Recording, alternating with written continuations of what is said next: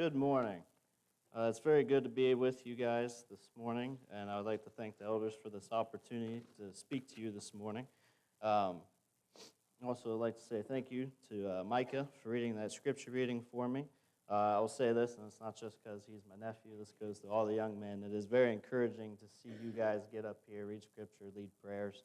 And before I start, I'll tell a quick story on myself. The first time I had to give a scripture reading to Town Church of Christ, I was probably about 12 years old, scared out of my mind, cried like a baby before services, so bad, in fact, that my dad said, you know what, you're not ready for this, I'll do it for you. It was about another year before I did it on a Sunday morning where we had no power in the building, and there was like 5 of us there, and I was still scared to death. But hey, you guys, you're doing great. You're younger than I was, and if I'm any indication, you'll be up here giving a sermon in 10 years, and your knees will be shaking as well. So for today's sermon, I've chosen to talk about the Ark of the Covenant, and I've titled this Following the Ark. So as I introduce this, I'll give the backstory why I would choose such a kind of peculiar topic. And this goes back to early 21, probably about March. I was teaching a young adults class there where we attended, and one of the studies that we did was on David. And, David to me is one of my favorite character studies in the Bible. I always get a lot when I study about David. And one of the lessons in particular was about David and his bringing the ark back to Jerusalem. And I posed this question to the class, and I'll pose it here. When you think of the Ark of the Covenant, what's the first thing that you think of? I'll let you think about that for a second. And then I'll show you what my answer is. My answer is Indiana Jones. Because in modern day America, that's the only thing I think of when I think of the Ark of the Covenant. And so I was not alone in thinking that, by the way, in that class, and I doubt I was alone in this auditorium either. Because it's a very popular movie and you're old enough to see it, you probably thought of the Ark of the Covenant. So that posed another question to my mind. Why is it that Indiana Jones is the first thing I think about when I think of the Ark of the Covenant? So in order to find my answer, I decided to basically follow the Ark through the Old Testament, from its creation to its disappearance. And that's what I'd like to share with you guys this morning. I'd like to take you on that journey from its creation to its disappearance to see if we can't come to the answer ourselves as to why the Ark of the Covenant just really isn't prevalent to us in modern-day America. And start, I'll ask you to turn to Exodus chapter 25. I'm going to start reading in verse 10. Exodus 25, starting in verse 10. We're going to read about the commandment to create the ark. They shall make an ark of acacia wood. 2 cubits and a half shall be its length, 1 cubit and a half its breadth, and 1 cubit and a half its height. You shall overlay it with pure gold. Inside and outside you shall overlay it. And you shall make on it a molding of gold around it. You shall cast 4 rings of gold for it and put them on its 4 feet, 2 rings on the one side of it and 2 rings on the other side of it. You shall make poles of acacia wood and overlay them with gold. And you shall put the poles into the rings on the sides of the ark to carry the ark by them. The poles shall remain in the rings of the ark. They shall not be taken from it. And you shall put into the ark the testimony that I shall give you. You shall make a mercy seat of pure gold. 2 cubits and a half shall be its length, and 1 cubit and a half its breadth. And you shall make 2 cherubim of gold. Of hammered work shall you make them, on the 2 ends of the mercy seat. Make 1 cherub on the one end, and 1 cherub on the other end. Of one piece with the mercy seat shall you make the cherubim on its 2 ends. The cherubim shall spread out their wings above, overshadowing the mercy seat with their wings. Their faces one to another. Toward the mercy seat shall the faces of the cherubim be. And you shall put the mercy seat on top of the ark, and in the ark you shall put the testimony that I shall give you. There I will meet you, and from above the mercy seat, from between the 2 cherubim that are the ark of the testimony, I will speak with you about all that I will give you in the commandment for the people of Israel. So in Exodus chapter 25, God gives the command to create the ark. He's very specific on the dimensions, what materials to use. Just in researching the materials, acacia wood, just fun fact, very common wood for cutting boards. It's a very porous wood that absorbs water very well, so you don't really need to know that, but it's a fun fact for the day. And then it was to be overlaid with gold. And then the mercy seat was to be on top, and that was to be completely overlaid with gold as well. And it had the two cherubim, which my understanding looked like kind of more like angels with the wings spread out facing each other, and this would be where God would minister to the people. And this is a very not to scale box, but just to show you that in our modern terminology, it was about 27 inches wide by 45 inches long and 27 inches tall. So, you know, I always thought this was a great, massive box, right? It's not really all that big, but it still was pretty good size, and that would have been a lot of gold. So the next place we're going to turn to be Numbers chapter 4, reading verse 15. Numbers 4 and verse 15. And you'll notice today, as I said, we're taking a journey. You're not going to be turning left a lot in your Bibles. You're actually only going to turn left once, and that's just because I chose a passage in Chronicles and not Samuel. So turning right in your Bibles, we're going to go to Numbers chapter 4, verse 15. And that reads, "And when Aaron and his sons have finished covering the sanctuary and all the furnishings of the sanctuary, as the camp sits out, after that the sons of Kohath shall come to carry these. But they must not touch the holy things, lest they die. These are the things of the tent of meeting that the sons of Kohath are to carry." So God is, again, he was very specific in all that he said. He was very specific who was going to carry the ark, and not only the ark, but all the items inside of the tabernacle or the Holy of Holies as well. The ark was one of these. So again, we're very specific on the command. The sons of Kohath are to carry these. And also, which we will get to later, very specific command not to touch the ark or any of the holy items. So in this lesson, I have really 4 points that I'd like to draw on through my study that I found very relevant, and I figured I would share with you. So the first one is God used the ark to lead his people to the promised land. So the next passage we'll turn to would be Numbers chapter 10, starting in verse 33. Numbers chapter 10, starting verse 33. We're going to read about the ark's first journey when they have left the mountain. Starting verse 33, it reads, "So they set out from the mount of the Lord 3 days' journey, and the ark of the covenant of the Lord went before them 3 days' journey, to seek out a resting place for them. And the cloud of the Lord was over them by day, whenever they set out from the camp. And whenever the ark set out, Moses said, 'Arise, O Lord, and let your enemies be scattered, and let those who hate you flee before you.' And when it rested, he said, 'Return, O Lord, to the 10,000 thousands of Israel.'"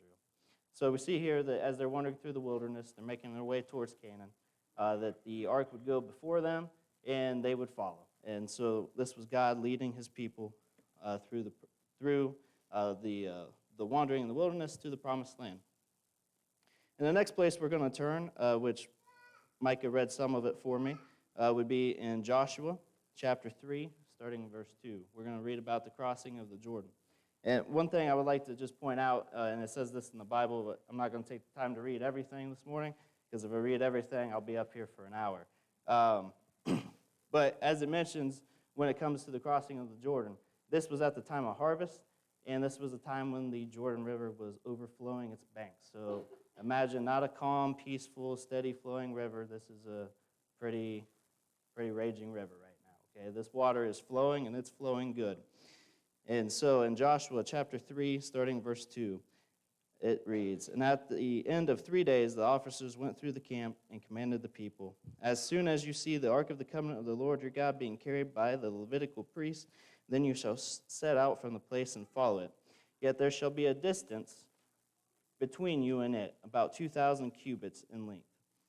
Do not come near it, in order that you may know the way you shall go, for you have not passed this way before.' Then Joshua said to the people, 'Consecrate yourselves, for tomorrow the Lord will do wonders among you.' And Joshua said to the priests, 'Take up the ark of the covenant and pass on before the people.' So they took up the ark of the covenant and went before the people." Pause real quick to talk about verse 5. I absolutely love that saying, "Consecrate yourselves, for tomorrow the Lord will do wonders among you." That's why I have it highlighted there. I'm a visual guy. I like to put myself in the situation, and I always imagine myself hearing that, just how excited I would have been to wake up tomorrow to see what was going to happen. And to be able to read the account of what does happen, that's truly amazing. So, like I said, for the sake of time, we're just going to talk about what actually does happen when they get to the water. So the priests carrying the Ark of the Covenant, they go in first, and as soon as their sandals touch the water stops coming down and it stops flowing. And so you have this great span of dry land now that is formed where the Israelites cross the Jordan River. And the priests stay in the middle of the river until everybody has crossed, and then they themselves walk out. And once their sandals have left, the water instantly comes raging back. And so God used the ark here. Basically, God sat in the middle of the river. It's kind of how it comes down until all his people were across, and then he let the water come back. The next place we're going to go is Jericho, just over the river. In Joshua chapter 6, starting in verse 6, it reads, "So Joshua the son of Nun called the priests and said to them, 'Take up the ark of the covenant, and let 7 priests bear 7 trumpets of ram's horns before the ark of the Lord.' And he said to the people, 'Go forward, march around the city, and let the armed men pass on before the ark of the Lord.'" So we're all familiar with the story of Jericho, this great fortified city that could not be defeated. And Israel comes, and God tells them not to attack it, not to do anything you'd normally do in war, but to just walk around it. And for 6 days, they took 1 lap around. And then on the final day, they walked 7 times around, shouting, blowing trumpets, and then the walls came tumbling down. And the ark was there being carried around, and God brought the walls down. So, some other movements of the ark we have in Joshua chapter 18 and verse 1. The tabernacle, or tent of meeting, was set up at Shiloh, and this would be where the ark would spend a lot of its time, because this is where it should have been. And then Judges chapter 20, verses 26 through 27, the ark was in Bethel at the time of Israel's war against Gibeah, a.k.a. the Sodom and Gomorrah of Israel. It's a very good study. Brother Heath had talked about when we did our Judges study. I thoroughly enjoyed that.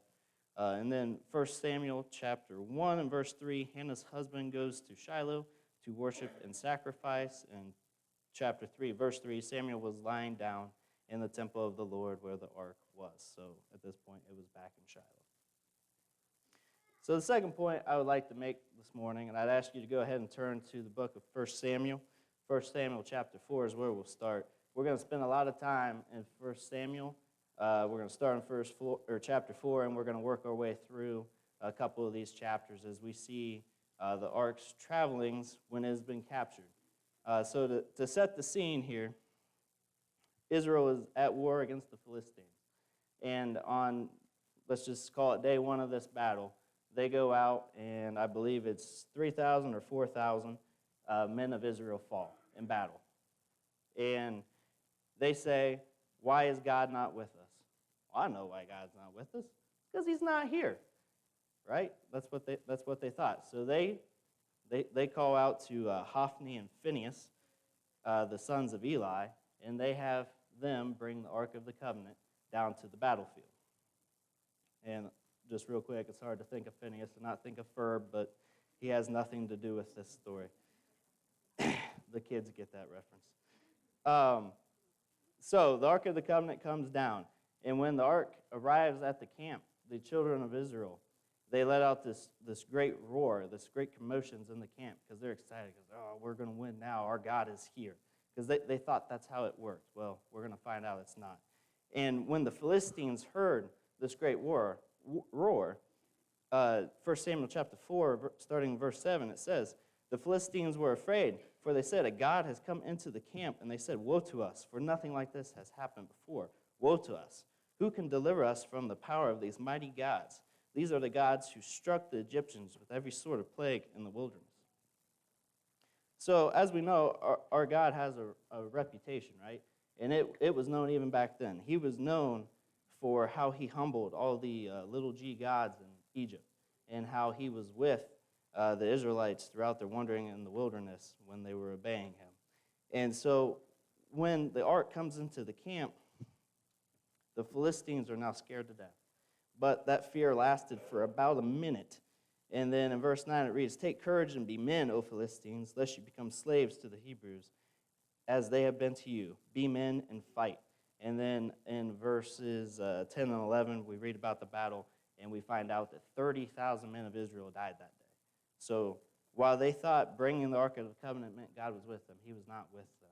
And he made that very evident. And in fact, the Ark of the Covenant was actually captured at this point and taken into the Philistine land. And when the news of this comes back, Hophni and Phinehas that we talked about earlier, they also die. When the news of this comes back to Eli, he was about 98 years old at the time, and as the Bible tells us, he was very old and very heavy, is how it puts it in my Bible. He hears the news that his sons have died, and then he hears the news that the ark has been captured, and he falls back, and he breaks his neck, and he dies. And that is the last we read of Eli, and then Samuel will actually be the judge over Israel going forward at this point. So next, I'd like to move on to the travelings throughout Philistine, and that starts in chapter 5. So if you would, we're going to start reading 1 Samuel chapter 5. When the Philistines captured the ark of God, they brought it from Ebenezer to Ashdod. Then the Philistines took the ark of God and brought it into the house of Dagon and set it up beside Dagon. And when the people of Ashdod rose early the next day, behold, Dagon had fallen face downward on the ground before the ark of the Lord. So they took Dagon and put him back in his place. But when they rose early on the next morning, behold, Dagon had fallen face downward on the ground before the ark of the Lord, and the head of Dagon and both his hands were lying cut off on the threshold. Only the trunk of Dagon was left to him. This is why the priest of Dagon and all who enter the house of Dagon do not tread on the threshold of Dagon and Ashdod to this day. We're going to pause right there and talk about this. So the Philistines, they took it to Ashdod here, and they put it in the house of Dagon. Dagon was one of the Philistine gods, and they put it in his house. And the next morning when they wake up, imagine, if you will, this great statue, right, that is now fallen over, face down, basically bowing to the Ark of the Covenant. And they don't really think too much of it. Yeah, that's kind of weird. Must have been a stiff breeze last night, right? They prop him back up. Well, God removes all doubt the next day, because now its head and its hands have been removed. They have been cut off and they have been severed. And I love how it puts it in verse 5. It says, this is why nobody goes there anymore, okay? This little g God has been totally disproven by our God. And I love how it says nobody goes there to this day. And then, so we're going to pick back up reading in verse 6. The hand of the Lord was heavy against the people of Ashdod, and he terrified and afflicted them with tumors, both Ashdod and its territory. And when the men of Ashdod saw how things were, they said, the ark of the God of Israel must not remain with us, for his hand is hard against us and against Dagon our God. And we're going to pause there again, because I cannot leave that without, saying something about it. Let me suggest to you, ladies and gentlemen, if you have to protect your God, you're serving the wrong God, okay? And the Philistines figure that out. And I'm going to tell you right now, our God needs no protection. We serve the one true living God who is the creator of all the earth, and he does not need our protection. So we are not going to find ourselves in the situation the Philistines found themselves right here, where they're saying, get this thing out of here. It is oppressing our God. And it was oppressing them too. Like, they were suffering as well. So, picking up in verse 8, so they sent and gathered together all the lords of the Philistines and said, what shall we do with the ark of the God of Israel? They answered, let the ark of the God of Israel be brought around to Gath. So they brought the ark of God of Israel there. But after they had brought it around, the hand of the Lord was against the city, causing a very great panic. And he afflicted the men of the city, both young and old, so that tumors broke out on them. So they sent the ark of God to Ekron. But as soon as the ark of God came to Ekron, the people of Ekron cried out, they have brought around to us the ark of God of Israel to kill us and our people. We'll pause right there. So it has not made it to now its third city. It's made it to its third city. And the first thing the people say is, why have you brought this here? It's here to kill us. Okay? Because everywhere this ark is gone in the land of the Philistines, it has brought nothing but pain and suffering. And so, picking back up there in verse 11, they sent therefore and gathered together all the lords of the Philistines and said, send away the ark of the God of Israel, and let it return to its own place, that it may not kill us and our people. for there was a deathly panic throughout the whole city. The hand of God was very heavy there. The men who did not die were struck with tumors, and the cry of the city went up to heaven. So, as I mentioned, the ark, everywhere it went, it brought tumors, it brought pain, suffering. It was not a fun time to be a Philistine. And it was definitely not a time you wanted to look out your window and see the Ark of the Covenant coming down the road towards your city.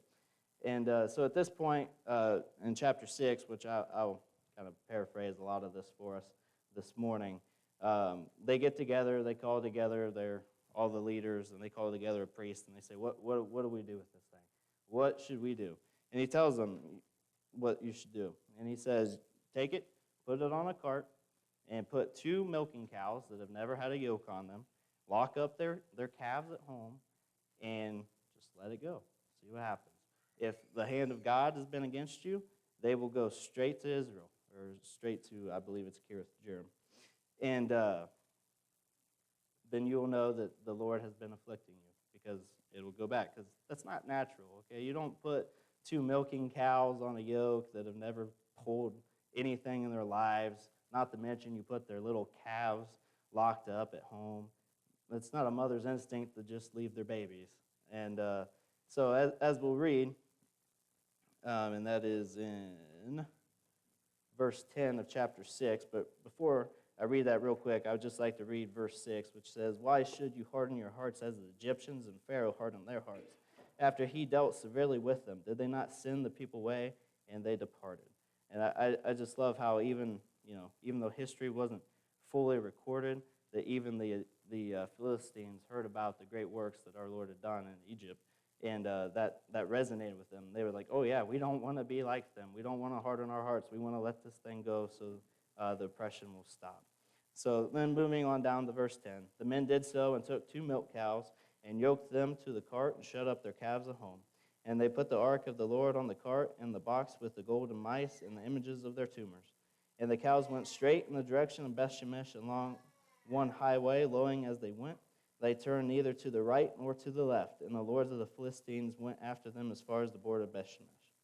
Now the people of Bethshemesh were reaping their harvest in the valley, and when they lifted up their eyes and saw the ark, they rejoiced to see it.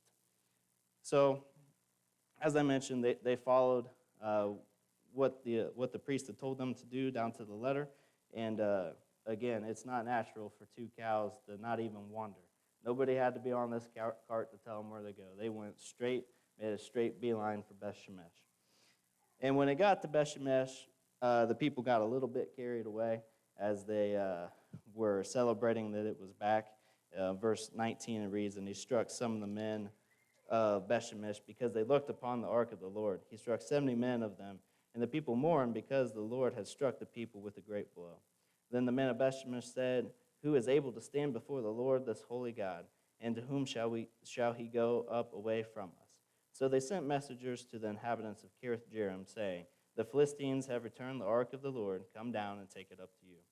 And the men of Kirith Jearim came and took up the ark of the Lord and brought it to the house of Abinadab on the hill. And they consecrated his son Eleazar to have charge of the ark of the Lord from the day that the ark was lodged at Kirith Jearim, a long time past, some 20 years, and all the house of Israel lamented after the Lord." So where it's at right now in the house of Abinadab is actually where it would remain until King David will come onto the scene to bring it back to Jerusalem. So it's going to spend all of King Saul's time in this house, and then however long into David's reign until he went and got it. So my third point I'd like to make this morning, this is where we're going to spend some time talking about David, is when commands were kept, great blessings followed the ark.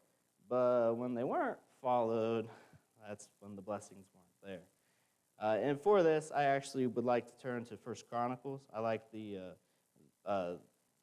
this account of it a little bit more. 1 Chronicles chapter 13 is where this is found. 1 Chronicles chapter 13.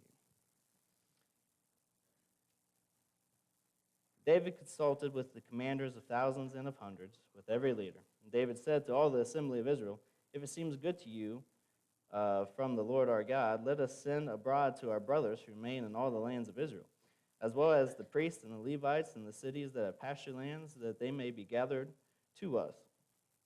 Then let us bring again the ark of our God to us, for we did not seek it in the days of Saul.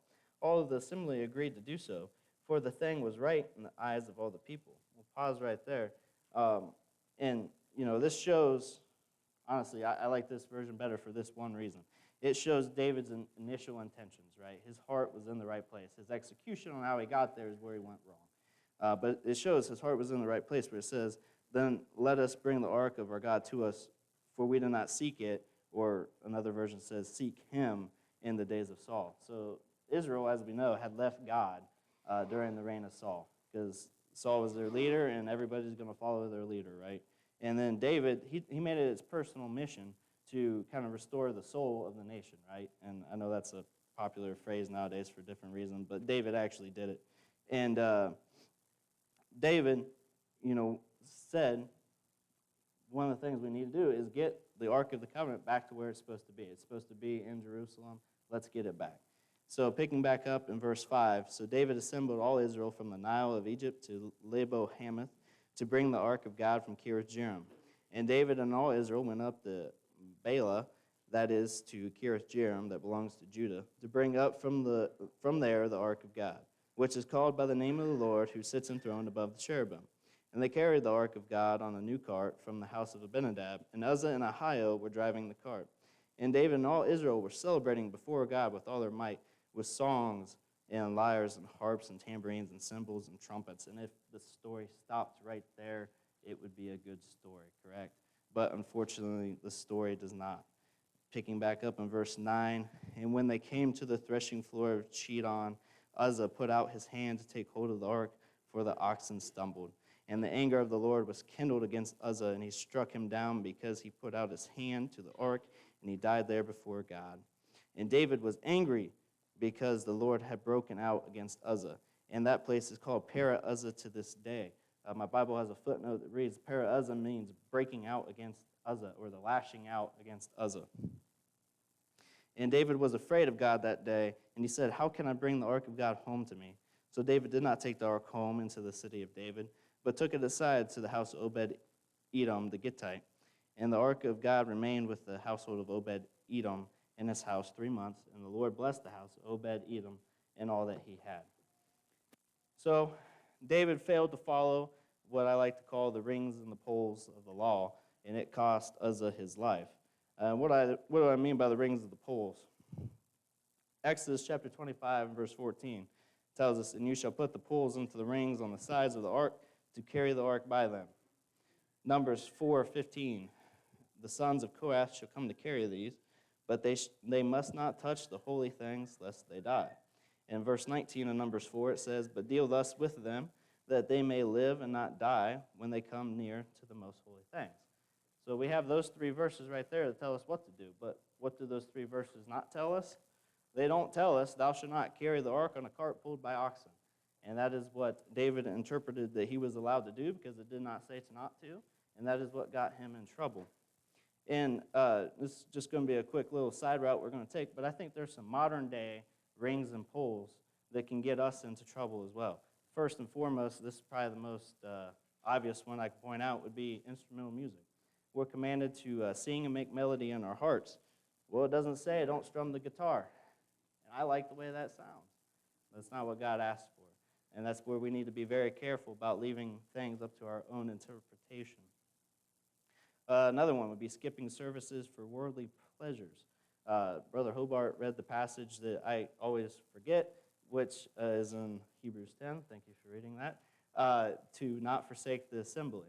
And I'll be the first to tell you right now, I fully understand that some jobs have exceptions or create opportunities where you might not be here every Wednesday night. I work one of those jobs, and I did not sign up for one of those jobs, but that's what I have. But there's a difference between missing services for work, or you're sick, or you're taking care of a loved one, and going to Kings Island, or going to a baseball game, or going to a football game. I'll share a story, and something that rings home to me with this point is growing up, I had a teacher there at the Fairtown Church of Christ who would always pound this into our heads that if you have the opportunity to be here at services, you need to be here. And I grew up hearing that and hearing that and hearing that, and I'm ashamed to say that that same deacon in the church that taught us that, just out of the blue one Sunday, there's a picture on Facebook. He went to a race, and he didn't go to church, and it got farther and farther, and to where he is no longer a faithful member of the Church of Christ. And that really hits home with me. It's like if you start doing that, be careful, okay, because that can lead one thing to another. The next point I have would be the use of foul language. The Bible tells us to avoid idle words, but it doesn't tell us what four-letter words or three-letter words not to say. And that's where, we have to interpret for ourselves what words we're not to use. I'm a firm believer, having worked with auto mechanics and factory workers my whole life, that if you want to stick out, don't talk like them. It's a pretty easy way to stick out.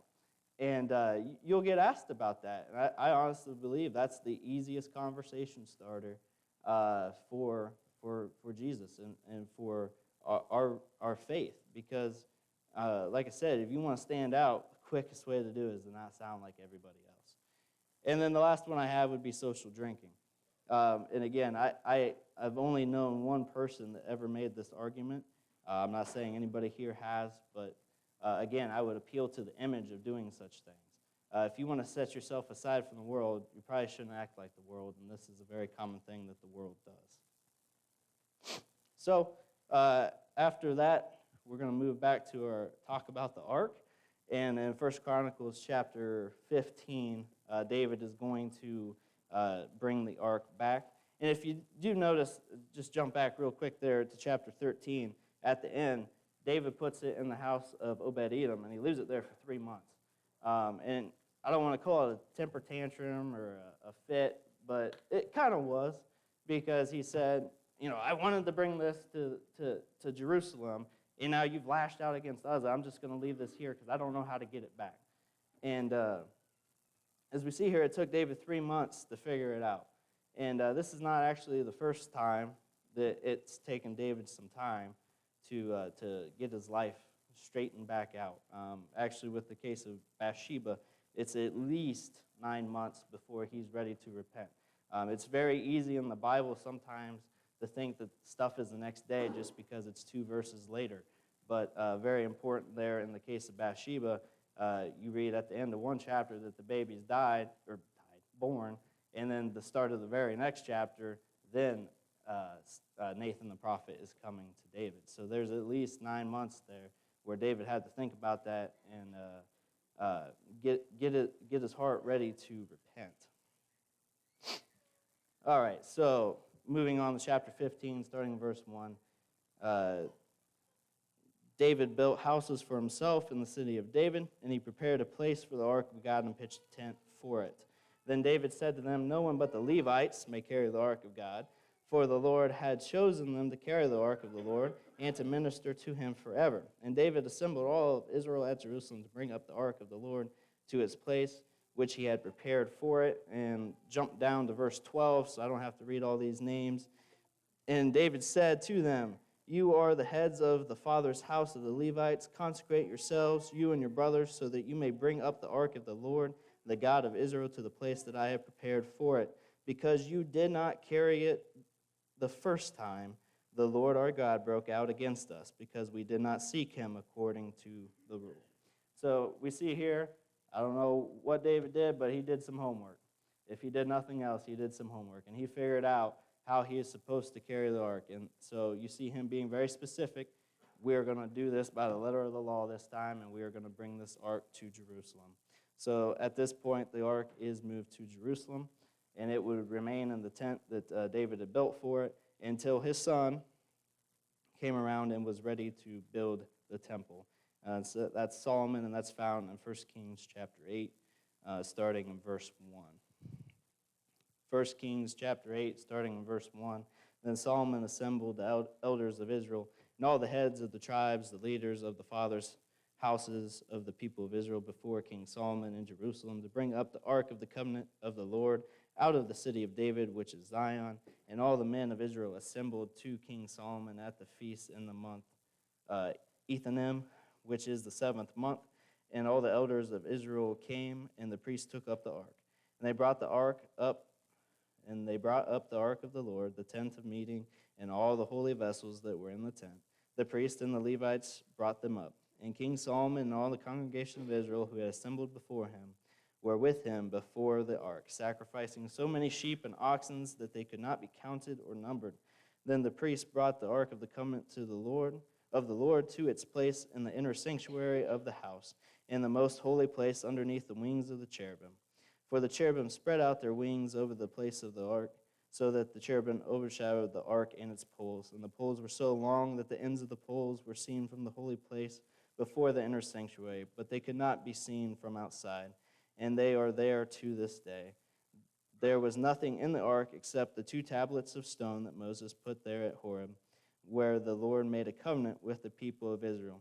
When they came out of the land of Egypt, and when the priests came out of the holy place, a cloud filled the house of the Lord, so that the priests could not stand to minister because of the cloud, for the glory of God filled the house of the Lord. So we read here, the ark is moved into the temple. As we also read, there's a great cloud that fills the house of the Lord, and everybody that's in it has to get out, because I don't know if they couldn't breathe or couldn't see or what, but they said, we have to get out of here. So the glory of God was in the temple that day. And then we're going to move on to 2 Chronicles chapter 36, verse 17 and 19. And I'll have you notice right off the bat, you're not going to actually read about the Ark of the Covenant in this verse. But if the Ark of the Covenant was here at this time, this is definitely the last time we're ever going to read about it. This is when King Nebuchadnezzar is going to invade.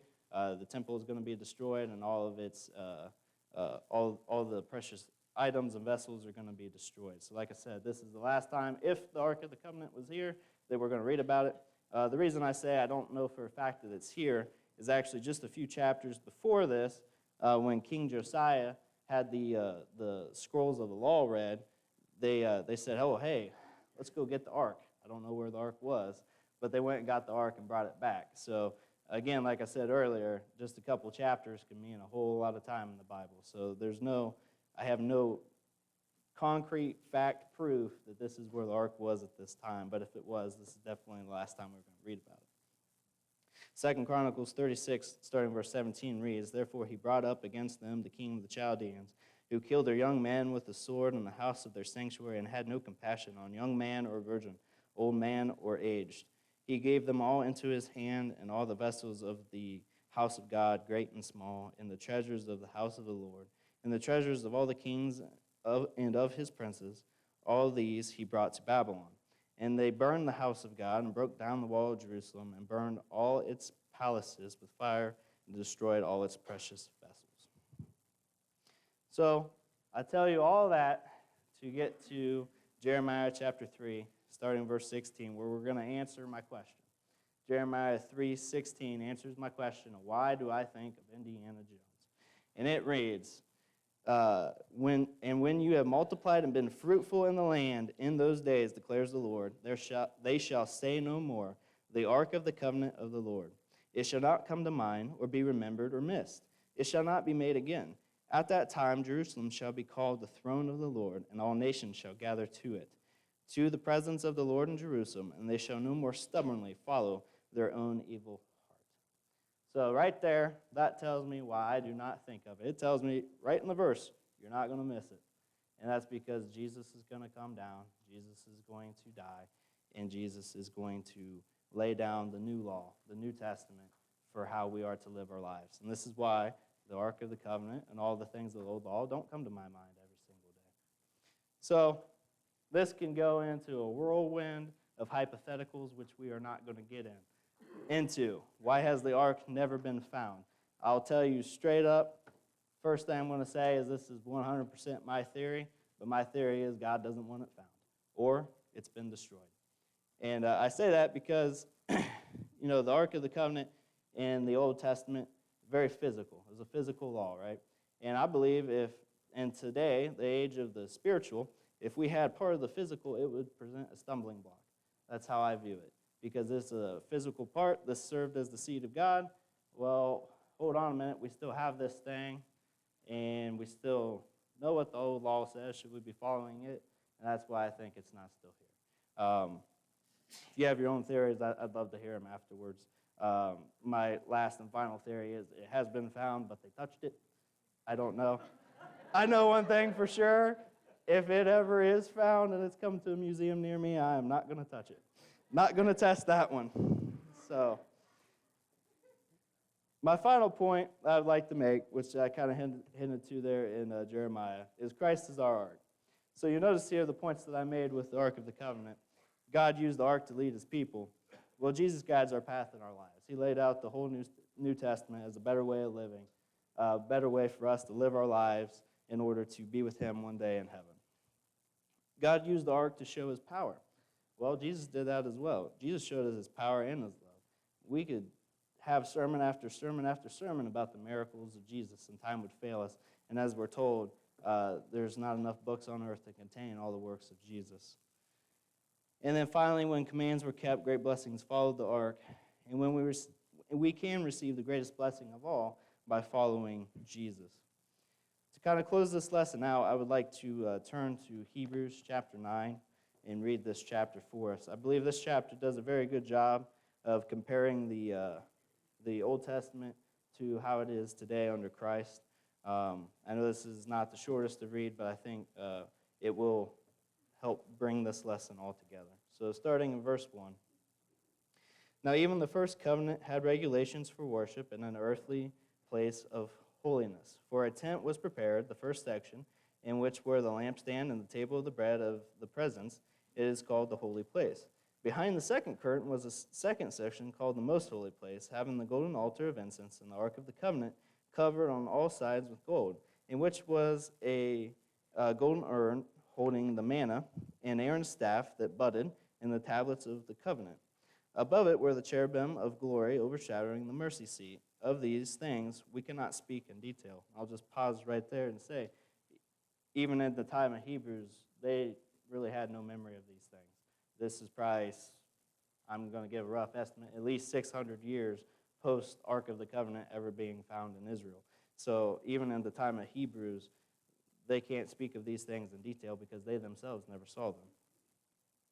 Picking back up in verse 6, these preparations having thus been made, the priests go regularly into the first section, performing their ritual duties.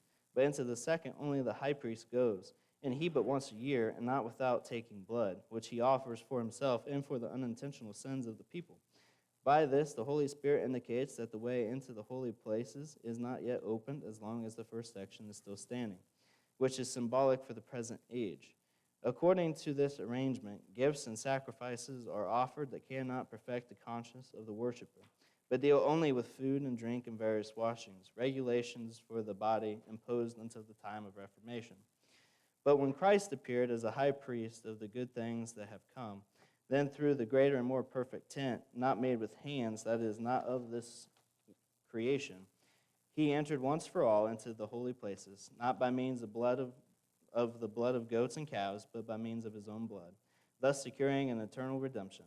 For if the blood of goats and bulls and the sprinkling of defiled persons with the ashes of a heifer sanctify for the purification of the flesh, how much more will the blood of Christ, who through the eternal Spirit offered himself without blemish to God, purify our conscience from dead works to serve the living God?